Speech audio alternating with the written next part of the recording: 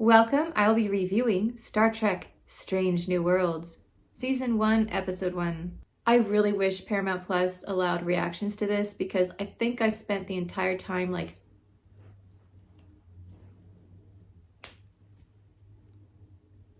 it was so good. I had high hopes for this series, to be honest, so coming in, the bar was here.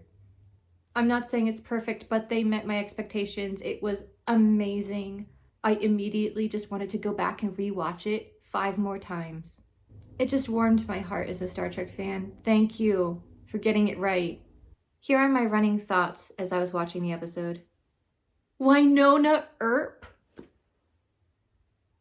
I had no idea she was in this. I love her so much. As anyone who's over on Patreon and has seen my Wynonna Earp reactions knows. Okay, I was excited about the show before, but now it's way up here in the stratosphere. Please make Wynonna Earp a recurring character. Snow, horses, Admiral April finally canonical. Number 1 is missing. I love this so much already. I can't even. The minute we got the horse and the shuttlecraft, I was almost crying with happiness. For the opening sequence, I enjoyed the visuals. I'm still on the fence about the music.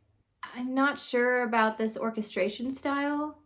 I have the feeling it's going to grow on me because when I first watched Enterprise and I heard, "It's been a long road getting from there to," I was like, what is that? I think a few episodes in, I'll probably be just embarrassingly singing along with this one too. Just, woo, So, yeah, I know it, but right now, not a huge fan. Discovery's opening is gorgeous. Picard's opening is probably my favorite of all New Trek. Lower Decks has outstanding music. This one, I'm well, I don't know. Maybe I would have preferred Faith of the Heart. Okay, another surprise was T'Pring showing up. And they got her elegance and just general look so perfectly. And she is sassy. Like when the captain asked Spock, are you naked? And I think T'Pring said something like, no, but he was about to be. I was like, oh, please have more scenes with her. I also think this show is going to show what happened between them, because they were pretty sour by the time we got to TOS. And we saw a little bit of that here, where Spock had to go rushing off, and she was like, we just got engaged, Spock. Really? And I know that Vulcans are not emotional. However, to just kind of abandon her like that, if he does it multiple times, I can see where she finally is like, okay, I've had it. I think they got the balance right of referencing Discovery, so we feel like it's in the same universe. Like Spock mentioning that he kind of missed having Michael around. Or the shuttle Stamets, that was a fun reference. But they didn't do it over the top, meaning if you hadn't seen a single episode of Discovery, you could absolutely watch this show. A few of the Easter eggs would get over your head, but that's it. You don't really need it. And that's a tricky tightrope to walk of making the Discovery fans happy. Oh yeah, this is kind of a spin-off show. But also making the TOS fans happy, saying, actually, this is also kind of that Star Trek as it was originally intended in the pilot episode that we didn't actually get, but now we're kind of getting it, if that makes any sense. The Pike exploration show that Star Trek was originally intended to be. The biggest thing that I absolutely adored about this episode was Lieutenant Singh, the security officer who was temporarily serving as number 1. I cannot explain how much I love her immediately. Malcolm is one of my favorite characters, and she reminds me a little bit of him, although she definitely has her own personality, and she was on it. I think a security officer as number 1 is a really good choice because she follows her instincts, and the first one is protect this crew. So when they got to the planet, things were looking a little bit wonky, and she's like, I have a bad feeling about this. Let's put shields up. And Spock was like, why? That's against protocol. And she's like, put the shields up. And sure enough, if they hadn't, And not just her. Cadet Uhura is amazing. I love her casting. And Nurse Chapel. Whoa. I kind of like her playful personality so far. And she and the doctor have this really good rapport going on, so I'm looking forward to the sickbay scenes between the two of them. And she and Uhura, also great chemistry. This whole cast, actually. I enjoy Discovery, but a lot of times they're very, I don't want to say formal, but they don't have that just connection to each other. Like they've been old friends for ages. And this ship, however, has an ensemble that just everybody seems to just slot together really well, at least so far. I know I've gotten a lot of flack for some of my reactions when if I don't connect to the ensemble, I'm just like, I can't watch this. No matter how good the plotline is, if you don't have that chemistry in the ensemble, it just, ugh. No problem here because everybody works together so well. I can't explain how appreciative I am that they did a better job than Discovery here of just out of the gate giving us backstory, personality, and a great ensemble. In fact, the episode kind of felt a little bit like a whirlwind of introducing so many characters. I almost wish that they had backed off a little bit and introduced maybe half the characters this episode, the other half in the next episode, because I was like, wait, whoa, was that? Oh, who is this transporter chief? I love him. Oh, over there, look at that. It's like shiny new toys everywhere. I'm just like, I'm glad that Pike is really wrestling with what he discovered about his future, because that would have been enough to wreck anyone. And having Spock there as a half-human, half-Vulcan to help him with dealing with it, I think is exactly what he needs. Pike explains that knowledge is one thing, but I experienced it. Like he felt it and saw it and smelled it. And Spock really just deeply listened to him and pointed out suffering can be transformed into insight. It doesn't make it pleasant, but we can use it. And I really hope that we get more quiet character moments between the two of them. I absolutely loved the alien world costuming. It was kind of designer runway space. Also, I am in love with her. She's so calculating too. Like when she pretended to kind of collapse and stuff and then immediately after the incident with the aliens, she goes, yes, prey posture. Very effective. And then just walks off and you're like, ooh.